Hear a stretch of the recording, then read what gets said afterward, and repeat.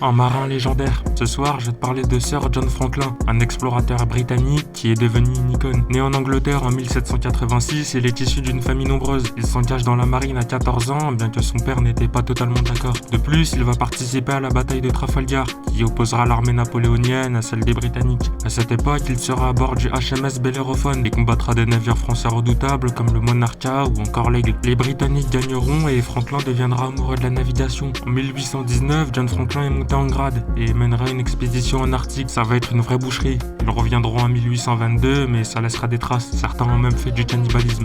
Après, il fera d'autres actions remarquables, comme l'exploration du fleuve Mackenzie et sa prise de fonction en tant que gouverneur de Tanzanie de 1836 à 1843. Ainsi, il mènera une expédition en 1845 et malheureusement, ce sera sa dernière. Lors de sa mission de recherche, il tombera dans un piège avec ses 129 hommes. Lorsqu'ils seront retrouvés, ça sera encore une boucherie. Il y avait des marins gelés, d'autres empoisonnés par le plomb produit par les boîtes de conserve. Et là encore, du cannibalisme avait été fait. Résultat, ils sont tous morts. En conclusion, Sir John Franklin a fait beaucoup pour l'histoire. C'est grâce à lui que la cartographie du Nord-Ouest a été faite. De plus, il recevra le grade de Sir pour toutes ses actions remarquables. Abonne-toi.